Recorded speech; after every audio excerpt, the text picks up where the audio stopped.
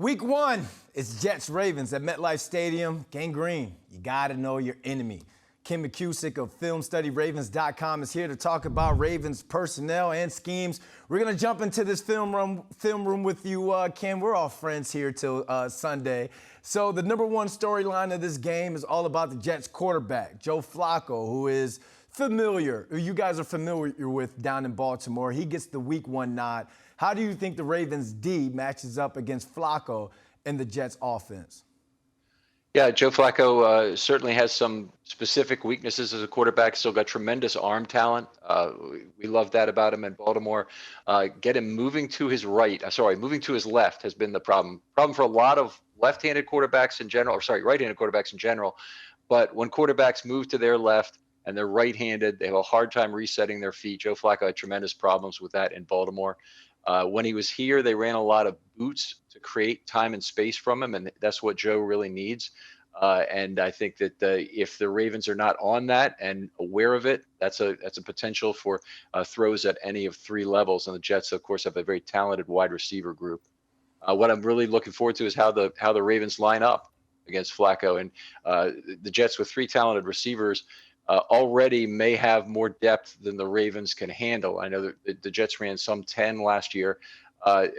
They could be a team that can put more wide receivers on the field than the Ravens can effectively cover. So that is a concern I would have.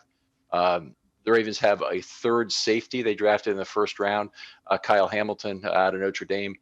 Should be a tremendous playmaker. We've seen all sorts of things in the preseason that would indicate he plays a lot faster than his speed, has tremendous ball instincts.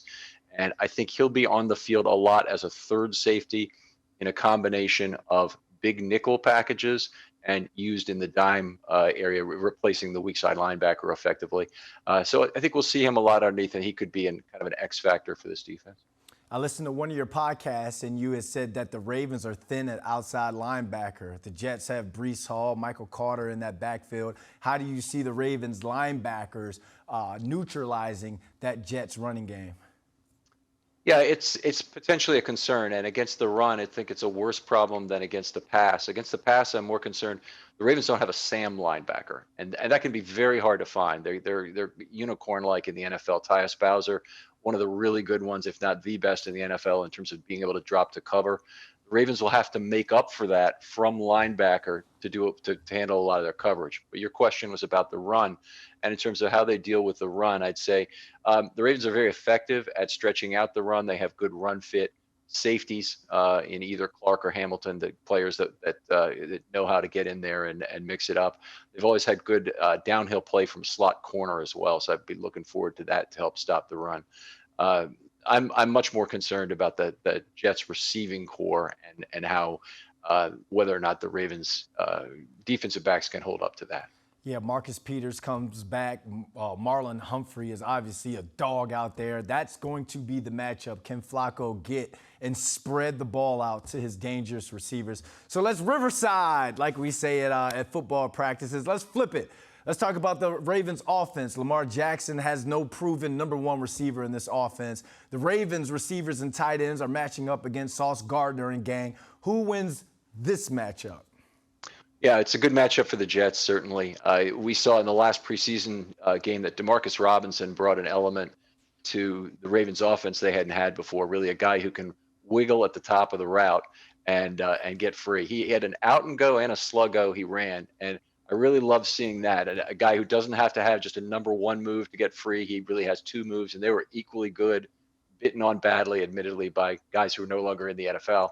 But they got down the field effectively and got free for a couple of long throws by 5 yards each time. So I like that. I think he'll have a fairly large role in terms of what he does on the outside. And, the Jets cornerbacks are certainly very talented. The Ravens passing offense mostly runs through tight end. However, you'll see a lot of 12 and 13 packages from this offense and a lot of using the middle of the field. When he does go to other receivers, it's often on an extended play. Without Marquise Brown, we'll see how the connection he develops with Bateman. Now, I think one will have to develop naturally. He's got a relationship with Likely and Andrews at tight end that is very good. I think Likely, the fourth-round tight end out of Coastal Carolina,